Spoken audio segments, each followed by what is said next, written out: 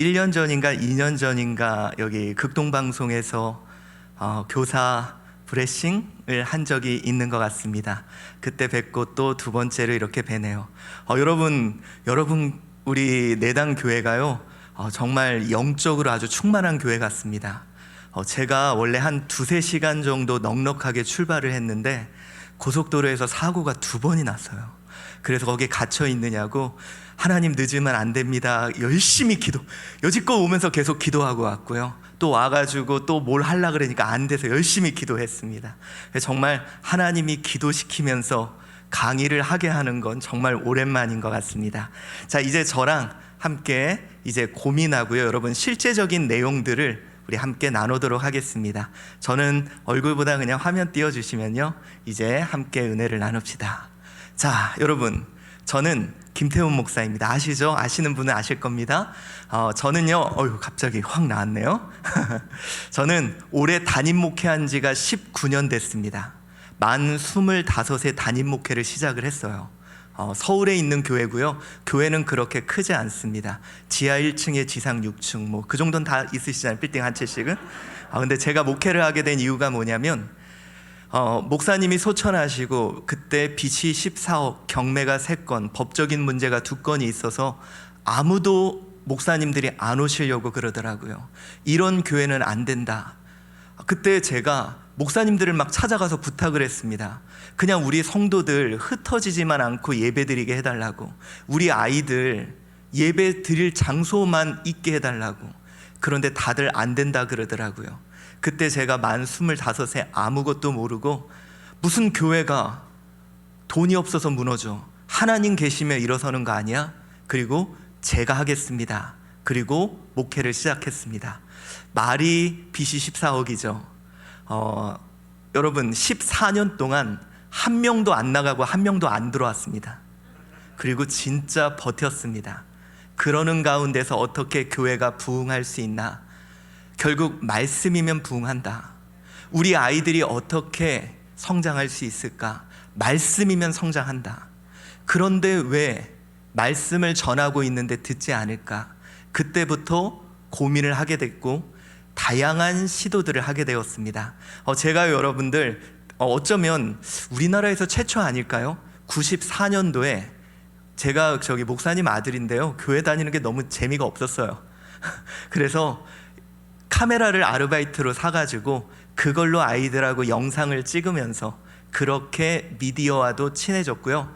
2005년부터 저희 이제 교단의 12,000교회 그런 멀티미디어를 통해 교육하는 것을 이제 감당했고요. 히즈쇼라고 3D 애니메이션을 통해서 아이들을 교육하는 일도 같이 시작했고요.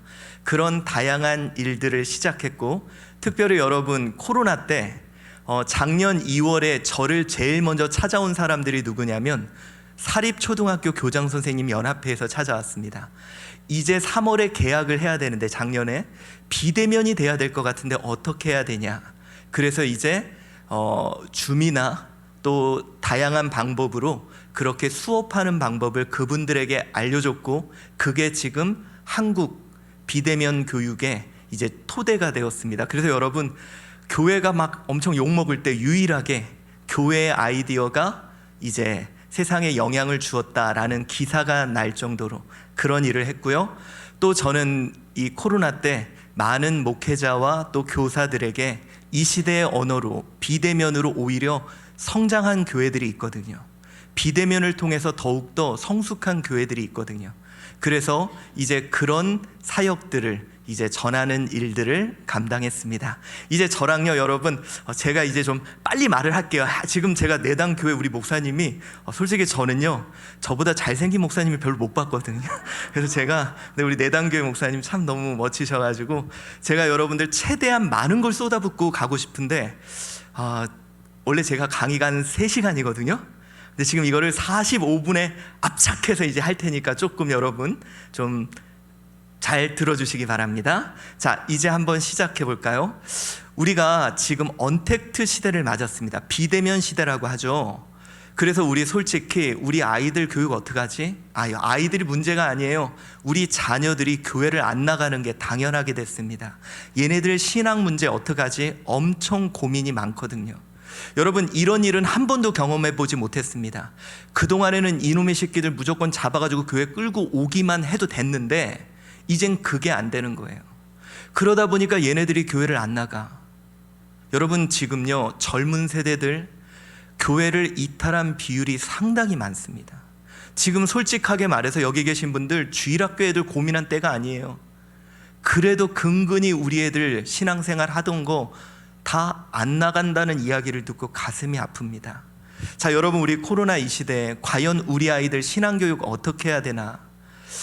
그래서 여러분, 다른 사람들은 뭐 모두 하고 줌도 하고 우리도 뭐 스튜디오도 만들고 모두 하고 막 이러는데요, 제가 결론부터 얘기할게요.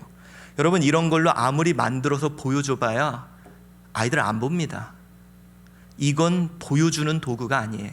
그래서 오늘은 저랑 여러분이 저는 그거에 전략을 갖고 하자. 왜? 이 시대는 이미 모두가 예측했던 시대이기 때문에. 혹시 여러분들 지금 코로나 때문에 상황이 되게 헷갈리죠? 우리가 뭘 해야 될지 모르죠? 근데 여러분, 이 비대면의 시대가 성경에 나오는 거 아십니까? 이미 성경에 비대면의 시대가 있었어요. 누구냐? 바로 바울입니다. 여러분, 바울은요 열심히 대면해서 복음을 전하고 교회를 세웠어요. 그런데 갑자기 격리당합니다. 감옥에 갇히죠. 그러니까 대면을 못해요. 여러분, 우리 서신서를 보면요 바울도 대면하고 싶고 우리 성도들도 빨리 좀 봤으면 좋겠어 막 이러거든요. 그런데 여러분, 우리 바울이 대면할 날만 넋놓고 기다리고 있지 않았어요. 어떻게 했는지 아십니까? 어떻게 했어요? 파피루스와 양피지에 복음을 필사미디어에 적기 시작했어요. 비록 눈도 안 좋아서 대필이라도 시켰어. 그리고 안타까운 마음에 그것을 소아시아 지역에 회람을 시켜. 빨리 봐야 되는데 하면서. 그런데 여러분, 그걸 아세요?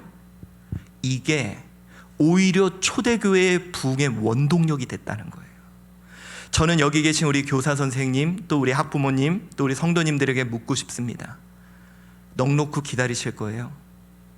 다시 만날 날, 그날만 기다리고 계실 겁니까? 복음을 멈추지 않겠다는 이 바울의 심정으로. 여러분, 제가요 이제 많은 어른들을 이 말로 설득했어요. 지금 우리가 대면 비대면 따질 때가 아니다. 우리 중에 대면을 원하지 않는 사람 누가 있냐? 그러나 우리 복음은 멈추게 하지 말자. 우리 복음 멈추지 않게 하기 위해 우리 한번 해보자. 여러분, 제가 이렇게 말씀드리는 이유가요, 저는 실패한 교사입니다. 제가 이렇게 아주 사랑하는 제 제자가 있었어요. 6살부터 제가 가리켰던 아이거든요. 근데 이제 이 아이가 자라면서 여러 가지 고민이 생겼나 봐요.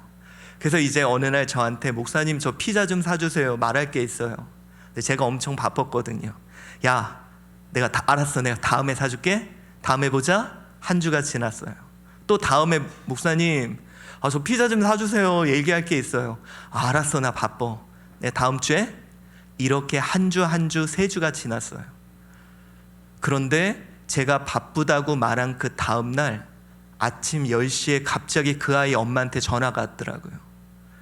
목사님, 왜요? 우리 아이가 중환자실에 있어요. 무슨 얘기예요? 교통사고가 났대요. 제가 뛰쳐갔습니다. 그랬더니 여러분, 응급실에서 이 아이가 이렇게 누워있는데 다 그거 있죠, 이렇게 붙여놓은 거, 그걸 의사가 띄고 있더라고요. 안 된다고. 그때요 여러분, 제가 가서, 야 승희야, 너 목사님한테 할 말 있다 그랬잖아. 제가 그 아이를 붙잡고 거기서, 너 목사님한테 할 말 있다 그랬잖아, 너 그거 하고 가야 되잖아. 근데 여러분, 진짜요 갑자기 아이 신호가 돌아오더라고요. 저도 그래서 애가 살아날 줄 알았어요. 그런데 하루를 딱 버티더라고요. 제가 맨 마지막에 승희한테 들어가서, 승희야 정말 미안해. 너가 무슨 말 하려고 했는지 목사님이 못 들었지만 너가 말하려고 한 거 내가 이루고 갈게. 너 친구들 다 데리고 천국 갈 테니까 너 먼저 가 있어. 이 말 하고 나오니까 5분 뒤에 숨을 멈추고 하늘나라 가더라고요. 여러분, 우리 어른들이야 이 코로나 이 시대가 신앙의 성숙한 기회로 삼을 수 있지만 우리 아이들은 복음이 들어가야 될 가장 중요한 시기예요. 여러분, 이 시기 놓치면 우리 아이들 어떡합니까? 저는요, 여러분에게 물론 대면해야 돼요. 그런데 그냥 넋놓고 있으면 안 된다는 거예요. 우리 바울의 심정으로 복음을 멈추지 않겠다는 마음으로, 뭐 사람들이 언택트, 뭐 온택트, 영택트 말하지만 저는 올택트 말합니다. 다 갖다 써서 복음 전하자. 자, 그렇다면 우리가 고민해 봐야 될 것이 있습니다. 그럼 우리는 어떻게 하지? 지금 모르겠습니다. 지금 많은 교회들이요, 많이 연락이 오면서 스튜디오 만들었다 그러고 이번에 뭘 했다 그러고. 근데 여러분, 정확히 우리가 뭘 해야 될지를 명확하게 해야 돼요. 지금 이 시대는 이거 저거 해볼 여력이 없어요. 어떻게 해야 되느냐? 정확한 전략을 갖고 접근해야 되는데, 여러분 그거 아십니까? 이 시대는 이미 모두가 예측하고 이런 시대를 준비하고 있었어요. 여러분, 제가 말씀드리지만 저는요, 이런 시대를 8년 정도 전부터 준비하고 있었습니다. 안 믿어지시죠? 근데 여러분 잘 생각해 보세요.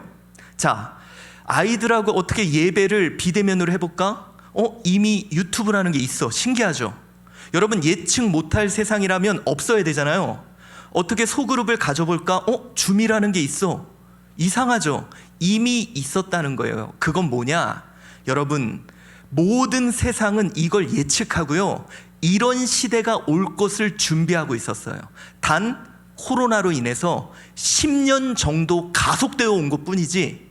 그래서 여러분, 실제적으로요, 코로나로 인해서 아마존, 쿠팡, 드라이브스루 있는 그런 음식점들 오히려 호황기를 맞았습니다.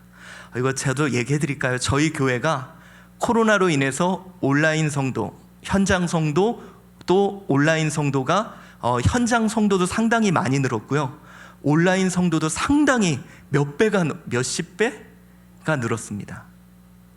자, 여러분, 저는 그래서 여러분에게, 우리가 그거예요. 사람들이 흔히 모를 때 두려워. 여러분, 공포 영화를 왜 여러분이 못 봐요? 뭐가 언제 튀어나올지 모르니까. 그렇죠?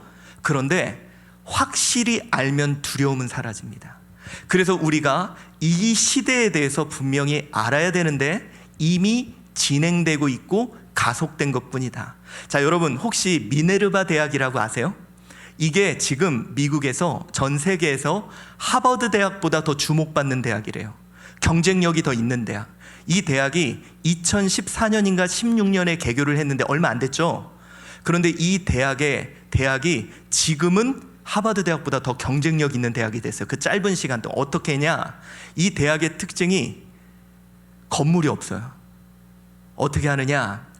학생들이 각자 온라인으로 자기가 원하는 수업을 들어요. 그리고 저녁에 모여서 화상회의를 통해 토론을 해요.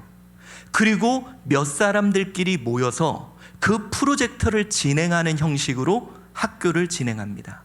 이미 비대면으로 모든 것을 학교, 대학조차 그렇게 움직이는 것이, 활성화되는 것이 이미 되고 있었다는 거예요.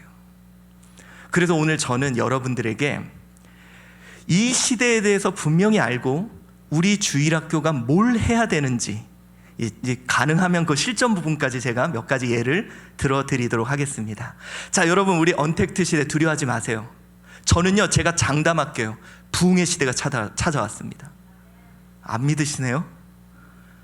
여러분, 진짜 이게 언택트 시대가 안 왔다면, 이 가속되어 안 왔다면 그냥 그대로 모르고 끝날 뻔했는데 10년 정도 가속되어 오면서 우리가 충격을 받고 이렇게 저를 여기에 세워서 오늘 고민하고 있는 거 아닙니까? 자, 그렇다면 여러분들, 우리 이 언택트 시대에 대해서 조금 더 살펴보면요, 결국 우리가 이런 고민을 하는 이유가 누구 때문입니까? 이놈의 새끼들 때문이에요. 여러분 여기 교사 오래 하신 분들은 다음 세대보다 이놈의 새끼가 더 입에 착착 붙을 거예요, 그렇죠? 자, 여러분, 우리 이 다음 세대, 우리 아이들, 자, 우리 주님께서 이렇게 우리에게 명령하셨습니다. 한번 읽어볼까요? 시작. 예수께서 시몬 베드로에게 이르시되 요한의 아들 시몬아, 내가 이 사람들보다 나를 더 사랑하느냐 하시니 이르되 주님 그러하나이다. 내가 주님을 사랑하는 줄 주님께서 아시나이다. 이르시되 내 어린 양을 먹이라 하시고. 아멘. 자, 여러분, 제가 우리 여기 계신 우리 교사 선생님 또 우리 성도님들에게 물어보겠습니다. 우리 주님 사랑하십니까? 그래서 주님이요 우리에게 이렇게 부탁하셨어요. 내 어린 양을 먹이라고, 이놈의 새끼들 먹이라고. 그래서 여러분 여기 교사들이요 이놈의 새끼들 먹이려고 정말 자기 돈 내고요 또 열정 시간 다 바쳐서 해요. 그래서 정말 이 아이들 사랑해서 열심히 먹였는데, 여러분 솔직하게 우리 까놓고 이야기합시다. 코로나로 인해서 비대면이 시작된 게 아니에요. 이미 우리 아이들 교회 잘 안 나오고 있었어요. 이미 젊은 세대들 오후 예배 안 나오기 시작했어요. 여러분, 우리요 솔직히 코로나는 핑계고 이미 우리 아이들 열심히 전해도 안 듣기 시작했어요. 그거 느끼시죠, 여러분? 아이들에게 열심히 복음 전했는데 애들이 안 들어. 교회 오기 싫대. 여러분, 비대면은 이미 진행되어 왔던 거고 10년 정도 가속되어 와서 우리에게는 축복으로 온 거예요. 자, 그렇다면 이상하죠? 왜 열심히 전했는데 애들이 안 들을까? 열심히 사랑을 전했는데 왜 애들이 안 받을까? 여러분, 우리는 그동안 뭘 했냐? 열심히 전하는 데만 했어요. 자, 한번 내가 우리 교사들에게 물어볼게요. 우리 아이들 사랑하십니까? 네, 네도 아니라 아멘이에요. 이 아멘은 뭐냐면 그럴 줄 믿습니다. 이놈의 새끼도 엄청 힘들어. 다시 한번 물어볼게요. 아이들 사랑하십니까? 예, 이제 내라 그러셨어요. 자, 여러분, 우리요 이 아이들 정말 사랑해서 열심히 전했어. 그런데 그것이 도달됐는지에 대한 고민을 해봤냐는 거예요. 자, 여러분, 우리가 흔히 전달이라는 말은 두 가지 말의 합성어입니다. 열심히 전한 게 뭐가 돼야 돼요? 도달. 자, 그렇다면 예전에 제가 한번 강의 때 이 질문을 한 적이 있는데 기억나시는지 모르겠습니다.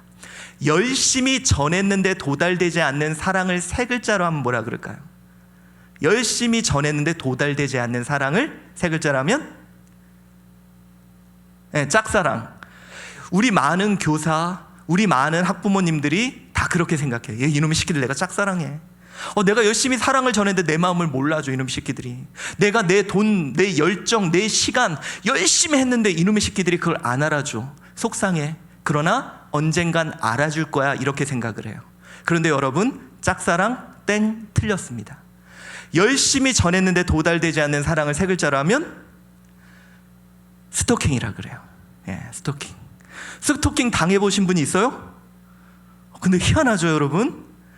마스크 쓰면 다 이뻐 보인다는데 여기는 스토킹 당하신 분이 별로 없는 것 같아요. 근데 여러분, 저는요 스토킹을 20살 때 당해봤어요. 안 믿어지시죠? 예, 아무튼 뭐 시간 관계상 다 얘기는 해드려주지 못하는데, 여러분, 그분이요 막 제가 설교할 때 한복 입고 저기 앉아가지고 막 저한테 막 이렇게 하셨거든요. 근데 여러분, 저는요 그분만 보면, 그분은 그 더운 날 한복 입고 오고 아침부터 와서 교회를 청소했는데 저는 그분만 보면 짜증나고 피하고 싶고 멀리하고 싶었어요. 여러분, 요즘 우리 아이들이 그래요. 교회라 그러면 짜증나고 피하고 싶고 멀리하고 싶어요. 우리 고민해 보자는 거예요. 우리 교사들, 그래 내가 더 열심히 해야 돼. 내가 아이들에게 더 열심히 해야 돼. 근데요 여러분, 제가 이거 말씀드릴게요.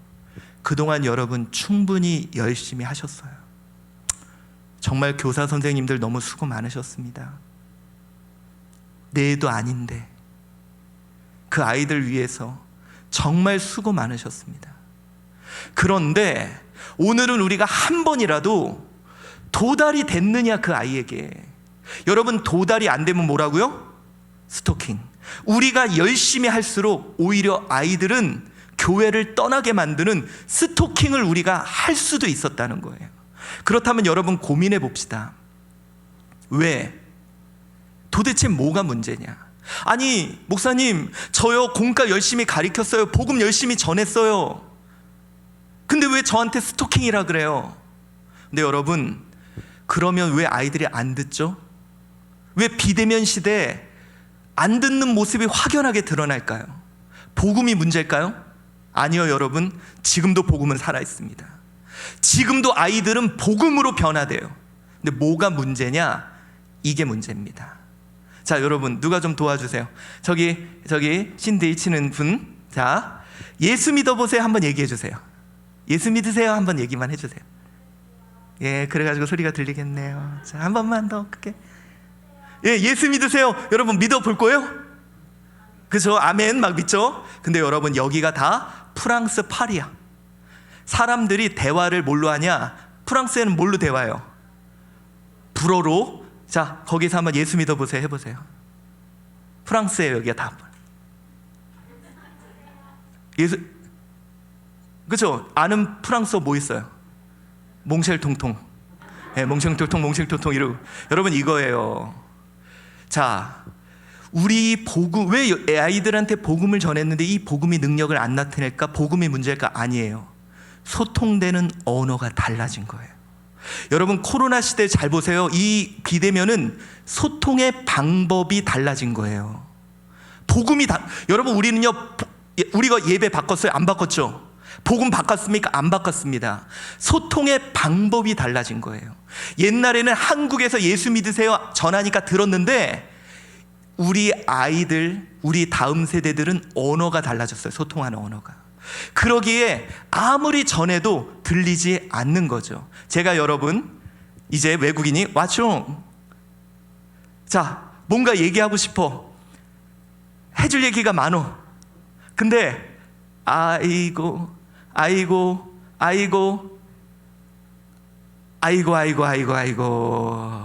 여러분, 이게 딱 우리의 모습이에요. 이게 뭐냐? 언어가 안 통하니까 아이들에게 내가 경험한 예수님 전해주고 싶어. 내가 받은 사랑 알려주고 싶어. 근데 말이 안 통하니까 아이고. 자, 여러분, 이거 생각해 봅시다. 우리 내당교회 우리 모든 교사들이 이제 우리 목사님이 이제 데리고 갈 거예요. 어디? 프랑스. 그래가지고 여러분들이 어머 여기 너무 좋아. 그리고 막 이제 교사들하고 같이 가다가 혼자 꼬꼬꼬 막 이러고 돌아다니다가 같이 간 사람을 잃어버렸어. 그리고 나 혼자 거기 에펠탑 앞에 딱 서 있어요. 그리고 나랑 같이 갔던 사람, 말통한 사람이 아무도 없어. 그러면 여러분, 그 순간 거기는 뭐가 될까요? 파리예요? 아니요, 지옥이 되는 거예요. 요즘 교회가 지옥 같아요. 아이들도 교회 오면 지옥 같아요. 교사들 말 안 해서 그렇지 교사들도 교회가 지옥 같아요. 더 심각한 건 뭔지 아세요? 목사인 저도요, 교회가 지옥 같아요. 그래서 제가 가끔 저희 어머니한테 엄마 나 교회 안 갈래. 그럼 저희 어머니가 야, 그래도 네가 담임 목사인데 가야 되지 않냐고 저한테 그렇게 말씀해 주시거든요. 여러분, 소통되지 않을 때, 언어가 통하지 않을 때 그 자리가 지옥이 되는 거예요. 그래서 여러분, 이 우리가 경험한 이 언택트 시대는 복음 문제 없어요. 자꾸 사람들이 뉴 노멀이라 그래서 새로운 기준이 생겼다. 이제는 우리 교회도 다른 걸 해야 되나? 아니요. 여러분, 우리 교회는 옛날에도 복음이고 지금도 복음이고 앞으로도 복음일 거예요. 그런데 우리에게 뭐가 문제일까요? 소통되는 언어가 달라졌다는 거예요. 그래서 이제 제가 여러분에게 이 언어를 알려드리면 이거 갖고 보여주는 거 아무것도 소용없다는 걸 알게 되실 거예요. 자, 그렇다면 오늘 저와 여러분은 소통에 대한 이야기를 해보려고 합니다. 참고로 여러분, 그 목사님들이 막 이렇게 소통하자 이런 얘기 많이 하잖아요. 근데 저는 저기 서강대학교 언론대학원에서 커뮤니케이션을 전공한 사람입니다. 오늘 강의는 야매가 아니라는 거예요. 그러니까 여러분 잘 들으시고 실제적으로 좀 적용해 보시고 도움이 돼 보시기를 바랍니다. 자, 그렇다면 우리 갑자기 막 사람들이 핸드폰 갖고 하고 막 이러는데 고민을 할 게 먼저 하나가 있어요. 뭐냐?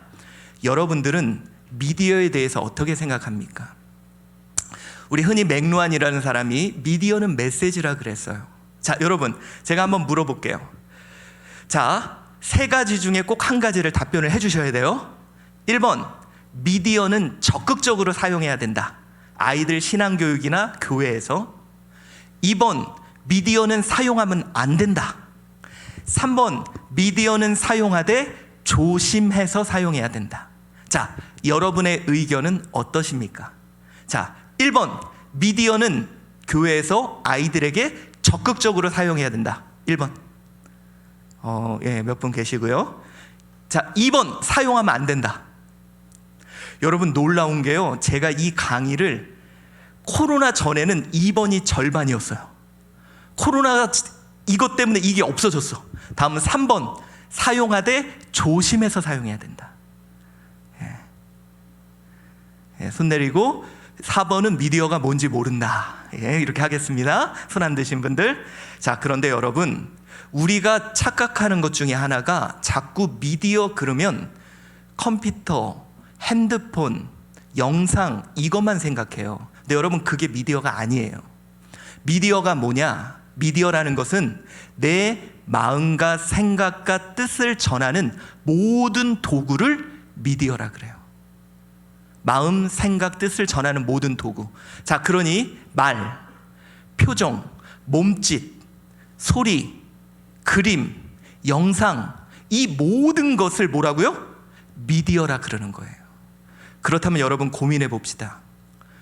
저와 여러분이 누구예요? 우리는 하나님의 마음과 생각과 뜻을 전하는 자들이에요. 다른 말로 우리가 미디어라는 거예요. 그런데 참 안타깝게 우리가 미디어를 잘 활용을 못해요. 자, 여러분, 제가 이거 물어볼게요. 맞히시는 분 선물 드리겠습니다. 우리가 누군가 소통을 할 때 대부분 여러분들은 아이들 뭘로 가르쳐요? 말로 가르치죠? 자, 말은 100% 중에 몇 % 정도 소통할 때 쓰일까요? 말 100% 중에 한 몇 % 정도는 쓰인다. 여러분이 이제 사람들하고 막 소통하잖아요. 내 마음을 전하고 말은 몇 % 정도 전할까요? 30%, 또 70%. 오. 근데 여러분, 공식적으로는 통계에 의하면 7%입니다. 놀랍죠? 우리는 죽어라고 말만 하는데 몇 %? 7%. 그 외에 다른 93% 다른 것으로 마음과 생각이 전해진다는 거예요. 자, 여기 계시는 성도님들, 저를 한번 보세요. 제가 말해볼게요. 저를 한번 잘 보세요. 우리 내단교회 성도님들, 정말 이렇게 뵈니까 반갑습니다. 제가 벌써 2번째 오니까요, 여기 고향에 온 느낌으로 되게 마음이 편하고 가족 같은 분위기입니다. 여러분, 제가 마음이 편한 것 같아요? 안 편한 것 같아요? 안 편한 것 같죠? 입에서 말은 편하다고 하지만 제 손에서는 불편하다는 메시지를 더 크게 보내고 있다는 거예요. 자, 이게 뭐냐면 우리가 미디어 사용 능력이 떨어지면 나를 통해서 하나님의 마음과 생각과 뜻이 잘 전달이 안 될 수 있다는 거예요. 대표적인 게 뭐냐면 이거예요. 우리 선생님들 막 예를 들어서 이제 토요일 날 이제 우리 또 젊은 선생님들 막 그 광란의 밤 막 이렇게 보내고 막 그거 SNS에서 이렇게 딱 찍었어. 한 장 찍어서 올렸어. 그거요, 애들 눈팅 다 하고 있어요. 그거 다 보고 있어요. 그러면서 딱 보면서 우리 선생님 어제 또 달리셨네. 엄청 달렸네 이거. 그리고 주일날 딱 교회를 왔는데 선생님이 얘들아 너희들 주일을 준비해야지. 그럼 뭐라 그래요? 너나 잘하세요. 너 어제 엄청 달리셨어요. 여러분, 내가 말로 전하는 것보다 다른 걸로 전하는 게 아이들에게 영향을 더 미친다는 거예요. 그래서 저는 이렇게 말씀드리고 싶습니다. 여러분, 미디어, 복음 전하는 우리, 하나님의 마음과 생각을 전하는 우리는 미디어를 이해하고 적극적으로 활용할 수 있어야 돼요. 자, 그런데 왜 제가 이 말씀을 드렸냐면 항상 복음은 시대에 따라 미디어를 통해 전달됐어요. 안 믿어지시죠? 자, 우리 아까 봉독한 겁니다. 한 번 더 읽어볼까요? 시작. 말씀이 육신이 되어 우리 가운데 거하심에 우리가 그의 영광을 보니 아버지의 독생자의 영광이요 은혜와 진리가 충만하더라. 아멘. 자, 여러분, 말씀이 육신이 되어 우리 가운데 오셨다. 이게 무엇을 말씀할까요? 자, 여러분, 제가 이 강의의 핵심이 이겁니다. 이게 뭐냐면 아까 제가 그랬죠. 소통되는 언어가 달라졌다고. 이것을 보면요, 옛날에는 교회가 이렇게 부흥했구나. 지금 코로나 시대는 이 시대가 왔구나. 복음을 이렇게 전해야 되겠구나. 이걸 볼 수 있습니다. 자, 여러분, 복음은 대부분 미디어에 의해서 전달됐어요. 제가 말씀드릴게요. 처음에는요, 예수님이 선포했어요. 캐리그마, 음성으로 복음은 선포돼야 됩니다. 우리 선생님 한 번만 더 도와주세요. 자, 로마서 3장 17절 시작. 몰라요. 여기다 아무도 몰라요. 걱정하지 마세요. 여러분, 옛날에는 교사는 모든 걸 암기해서 입으로 선포해야 됐어요. 그러다가 어떤 시대를 맞이했냐? 예수님이 직접 선포하는 시대, 그러다가 초대교회 시대에 파피루스와 양피지에 목욕제계하고 한자 한자 적어서 필사해서 회람하고 돌려보는 시대를, 베껴보는 시대를 맞이했어요. 그러다가 그게 세상에 이 복음이 인쇄술이 발명된 후에 인쇄되어서 유럽에 퍼지며 종교개혁을 이루는 시대를 맞이해요. 그러다가 어떤 시대를 맞이하냐? 영상 미디어 시대에 따라 땅끝까지, 이 대한민국이라는 이곳까지 복음이 들어오는 시대를 맞이해요. 그리고 드디어 우리 손에 스마트폰이 생기고 여러분이 애니팡을 하는 그 순간부터 스마트 시대를 맞이했다는 거예요. 자, 여러분, 이게 뭐냐면요, 이것이 복음이 소통되는 도구에 따라 새로운 시대가 펼쳐진 거예요. 여러분, 구석기, 신석기, 청동기, 철기, 뭐에 따라 시대를 구분했어요. 어떤 도구를 썼느냐. 그것처럼 우리가 소통을 할 때 어떤 도구를 쓰느냐에 따라 세상이 달라지는데, 예를 들어서 이겁니다. 자, 필사 미디어예요. 필사 미디어 시대의 언어가 뭐냐면, 여러분, 필사 미디어 시대의 특징이 뭐냐면요, 성경 66권을 다 목욕제계에서 써서 가지려면 지금 돈으로 10억 정도의 돈이 있어야 된대요. 그러니까 여러분, 지금도 이게 너무 귀해가지고 우리 성경책 자꾸 닫아놓고 다를까봐 안 읽잖아요. 이게 10억 정도 비싼 걸 알아가지고. 그래서 여러분, 이때는 최고의 언어가 뭐였냐면, 아무나 못 가졌죠. 영주나 주교가 그 정보와 지식을 가져서 그 지식과 정보를 가진 사람의 권위로, 그 사람이 그렇다 그러면 무조건 네 하고 순종하는, 이것이 복음을 전하는 언어였어요. 자, 여러분, 참 재밌는 게요, 여러분 보세요. 한국에, 대한민국에 교회가 소통이 잘 될까요? 안 될까요? 안 돼요. 왜 그러냐면, 대한민국에서 깐난쟁이부터 100세 어르신이 한 공간에 모이는 데가 어디 있을까요? 잘 생각해 보세요. 대한민국에서 깐난쟁이부터 100세 어르신이 한 공간에 모이는데 교회밖에 없어요. 그렇죠? 우리 집하고, 우리 집이 저희 아내가 시어머니, 시할머니를 모시고 있거든요. 저희 집 외에는 여러분, 교회는 교회밖에 없어요. 근데 재밌는 게 있습니다. 자, 여러분, 여기서 이 모든 소통의 언어가 교회에 다 있어요. 자, 혹시 여러분 여기서 60대 이상 한번 손 들어보세요. 60대 이상. 여러분, 여기 60대 이상 어르신들은 이게 잘못됐다는 게 아니에요. 손편지 쓰던 시대 기억나시죠? 여기 보시니까 연애편지 많이 보내보셨을 것 같아요. 받는 건 모르겠는데, 근데 손편지 쓰던 시절에 우리는 권위에 입각해서, 그래서 여러분 60대 이상 어르신은 어떻게 소통하느냐, 이게 잘못된 게 아니라 이때는 이게 최고의 언어였어요. 뭐냐? 야, 어른이 하라면 해. 야, 목사님이 하라면 해. 야, 선생님이 하라면 해. 여러분, 이게 잘못된 게 아니라 이게 이 시대에 정보와 지식을 갖고 있는 사람의 권위로서 말하는 게 최고의 소통법이었습니다. 자, 이걸로 한국에서 부흥한 교회가 있어요. 어딜까요? 여의도에 그 목사님의 영적 권위에 무조건 순종하며 불로불로하며 부흥했던 교회가 있습니다. 어딜까요? 여의도 순복음교회. 그래서 여러분, 이것이 60대 이상 필사 미디어 시대의 언어였다는 거예요. 이때는요, 무조건 어른이 또 영적 지도자가 해! 그러면 네! 하는 것이 최고의 교회의 복음 소통의 방법이었습니다. 그러다가 어떤 시대를 맞이하냐? 인쇄 미디어 시대를 맞이해요. 이건 뭐냐면, 우리가 그동안 없었어. 근데 세상에 이걸 찍어서 한 권씩은 다 이제는 갖고는 있어. 근데 아무리 들여다봐도 알아요, 몰라요? 모르죠. 그러니까 누군가가 이거는 이거고 이거는 이거야 라고 설명해 주기 시작한 거예요. 자, 여러분, 여기 40, 50대 한번 손 들어보세요. 40대, 50대. 여기 계신 분들, 이분들이 어떻게 하느냐? 끊임없이 설명하고 설득하고 이것이 옳으니까 하라고 가르쳐요, 아이들에게. 그래서 여러분, 이분들을 우리 그 BBC에서, 영국 BBC에서 이분들을 얘기했잖아요. 뭐라 그랬어요? 꼰대들이라고. 엄청 가르쳐요. 야, 이게 옳아, 이게 옳아. 자, 어른들이요, 야, 어른이 하라면 해. 그러면 그래요. 아니, 왜 무조건 하라 그래? 설명을 해주지. 옳은 거라면 참고 버티고 인내할 거야. 이분들이 이러세요.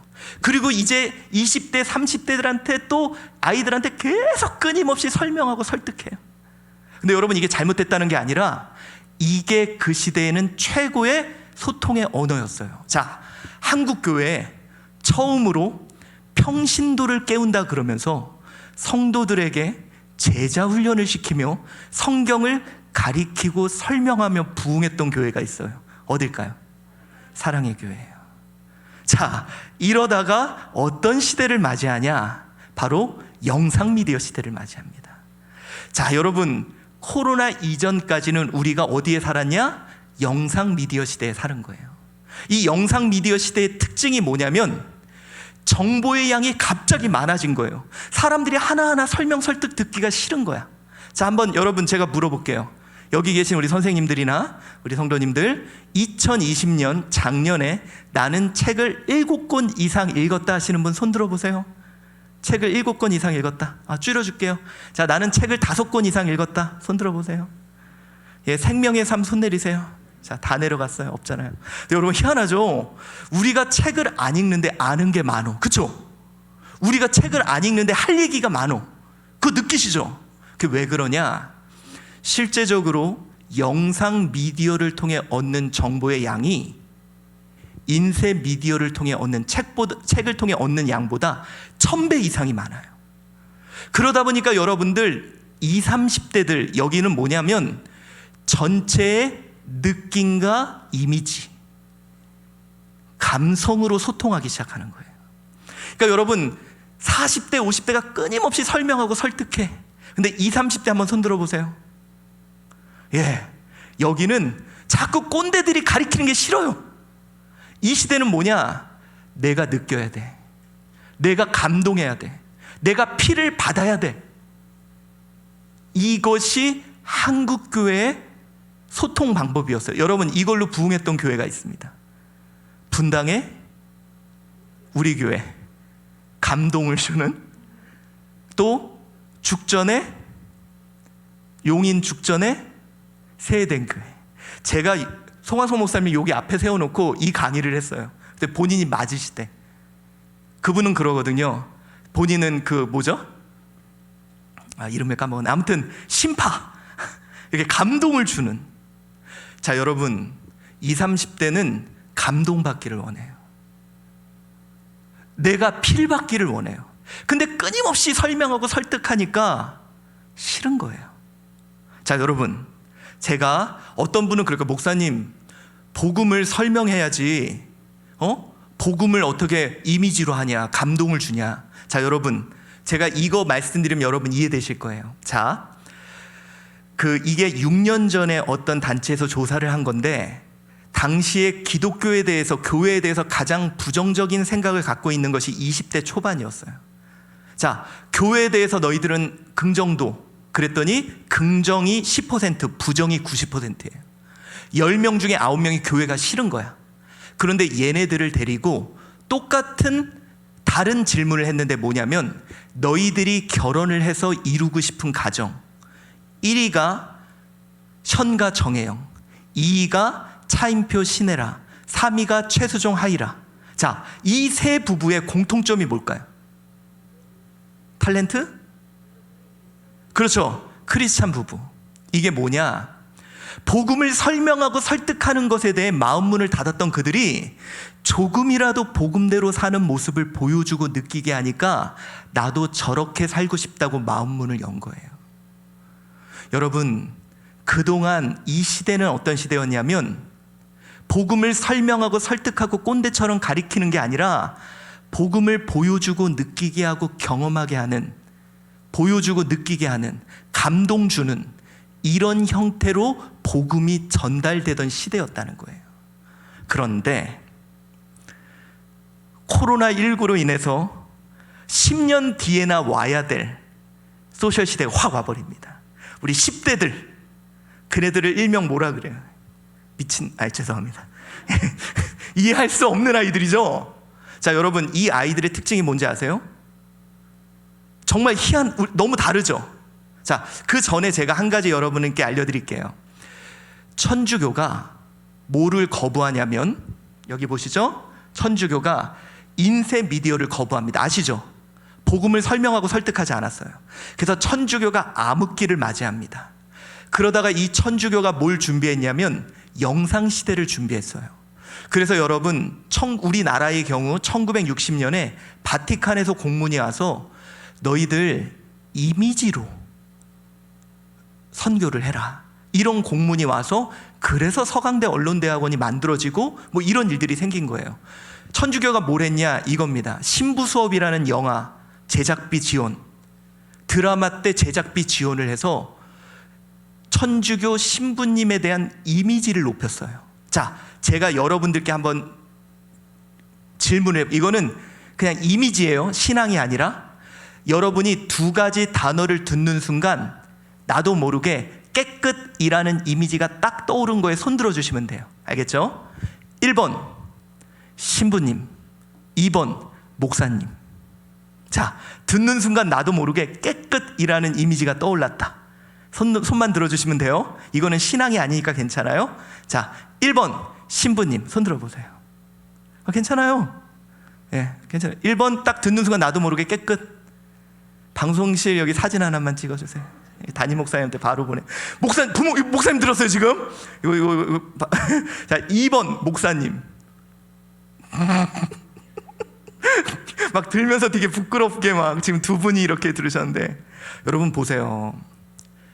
진리를, 아니 비진리를 소통되는 언어, 이미지에 담아서 전달했더니 도달이 돼요, 우리한테까지. 그런데 우리는 진리를 갖고 있는데 왜 이 진리를 그들에게 도달시키지 못하느냐는 거예요. 자, 여러분, 그런데 우리가 지금 교육에 대해서 이렇게 충격을 받는 이유가 뭐냐? 그동안 이 20, 30대까지는 공통점이 있었어요. 뭔지 아세요? 말하는 사람이 있고 듣는 사람이 있죠. 보여주는 사람이 있고 보는 사람이 있죠. 설명해주는 사람이 있고 듣는 사람이 있죠. 미디어 1.0이라 그래서요, 이 시대의 특징이 어떻게 복음을 전할까? 우리의 고민이 그거였잖아요. 아이들에게 어떻게 복음을 전하지? 왜? 나는 전하고 그들은 듣는. 그런데 코로나로 인해서 우리에게 찾아온 이 시대는 전혀 다른 시대입니다. 이제 여러분, 이걸 준비해야 돼요. 제가 아까 말씀드렸죠, 이 도구는 보여주는 도구가 아니에요. 여러분, 보여주는 도구를 이렇게 작게 만들지 않아요. 자, 이 소셜 시대는 우리 지금 10대들 생각하면 돼요. 10대들의 특징이 뭔지 아세요? 텔레비전 안 봐요. 남들이 보라는 거 안 보고 지들이 보고 싶은 거 찾아봐요. 유튜브에서 보고 싶은 것만 봐요. 자, 소셜 시대의 특징이 뭐냐면, 코로나19로 인해 10년 뒤에나 와야 될 것이 확 와버린 이 시대가 뭐냐? 이겁니다. 내가 직접 해야 되고, 내가 알아야 되고, 내가 공감해야 돼요. 여러분, 이 도구가 무슨 도구인지 아세요? 참여하는 도구예요. 보여주는 도구가 아니라. 우리 아마 내당교회도 아이들 뭐 영상 콘텐츠 많이 만들었죠? 그거 애들이 처음 보다가 안 볼 거예요. 보는 애들이 아니라니까요. 이 도구는 어떤 도구라고요? 참여시키는 도구예요. 여러분, 지금 이 시대는 어떤 시대냐? 우리가 뭔가를 가리키는 시대가 아니라, 그리고 그들은 듣는 시대가 아니라, 그동안은 여러분, 우리 교사들의 교육 패러다임이 뭐였다고요? 어떻게 복음을 전할까였다면, 우리가 맞이한 이 시대는 이겁니다. 어떻게 복음에 참여시킬까? 그들을 여러분 참여하면요, 복음에 참여하면 놀라운 일이 벌어집니다. 자, 제가 하나 예를 들어볼게요. 이제 이 사례들, 저희 교회가 이걸로, 저희 교회는 좀 많이 부흥한 사례인데요, 이건 뭐라고요? 참여시키는 도구라 그랬죠. 제가 이거를 4년, 5년 전에 처음에 썼는데 어떻게 썼느냐? 우리 권사님들 여기 계시겠지만 교회 정말 충성하셨잖아요. 교회 부흥의 힘은 권사님들로부터 나왔잖아요. 물론 장로님, 안수집사님도 수고했지만, 근데 이 권사님들이 연세가 드시면 어디에 가느냐? 요양원에 들어가 계시더라고요. 요양원에 가서 이렇게 누워만 계시면서 교회를 너무 그리워해. 제가 어떻게 했는지 아세요? 그분을 예배에 참여시키자. 그래서 요 예배 제일 앞자리에다가 360도 VR 카메라를 갖다 놨어요. 그리고 그 권사님한테 이거를 씌워드렸어.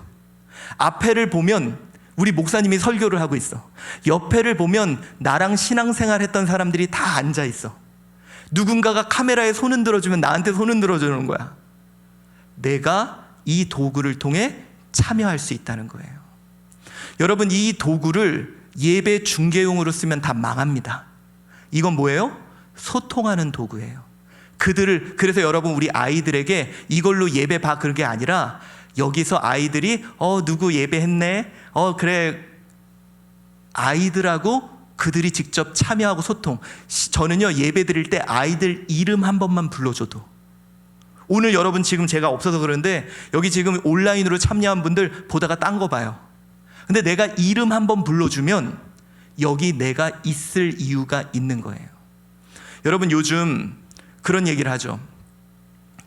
제가 시간 벌써 다 끝냈어요, 여러분. 엄청 빨리 지났죠? 자, 요즘 많은 사람들이 어떤 얘기를 하냐면 진영 논리를 얘기합니다. 그렇죠? 한국 사회에서 진영 논리 없어져야 돼. 근데 여러분 보세요. 자, 필사 미디어 시대는 어른이 하라면 하는 시대예요. 그렇죠?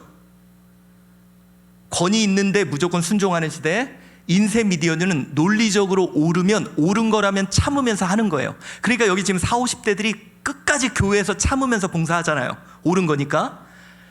영상 미디어 시대는 내가 감동받으면, 필 받으면 뭐든지 하는 친구들이에요. 얘네들이 지금 감동이 안 돼서 안 하지, 감동만 받으면 여러분, 얘네들요 2002 월드컵 때 차 위에서 막 펄쩍펄쩍 뛰었던 애들이에요. 감동만 받고 필만 받으면 모든 걸 다 해. 그런데 소셜 시대는 뭐냐? 내가 참여해야지, 내가 그 정보를 공유하고 있어야지 해요. 여러분, 요즘 장로님들 내가 모르는, 장로님이라고 얘기 안 할게요. 요즘 교사들 내가 모르는 결정이 나면 무조건 반대합니다.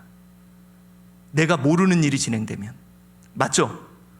내가 모르게 뭐가 결정돼. 그럼 무조건 옳건 그르건 상관없어요. 무조건 반대예요. 왜? 내가 참여해야 되니까. 여러분, 진영 논리가 뭔지 아세요? 내가 참여하는 곳이라면 무조건 옳은 거예요. 저희 교회에서 전략을 이렇게 짰습니다. 우리 아이들, 성도들, 여러분, 교회에서 지금 복귀 안 하는 사람들 있죠? 그 사람들은 원래 교회에 참여하고 있지 않던 사람들이에요. 참여한 사람들은 참여하고, 그래서 저희 교회는 어떻게 했느냐? 최대한 그들을 참여하게 하고, 내 집토끼는, 아이들은 외부 사람들을 참여할 수 있는 요소를 두자. 그것이 정확하게 먹혔습니다. 자, 아무튼 여러분들, 이건 제가 시대에 따라서 항상 새로운 언어 때 놀라운 부흥이 있었어요. 그런데 여러분들에게 요거는 꼭 말씀드리고 제가 마무리를 하려고 합니다. 뭐냐면, 혹시 여러분 커뮤니케이션 들어보셨습니까? 커뮤니케이션이 한국말로 뭐예요? 소통이죠.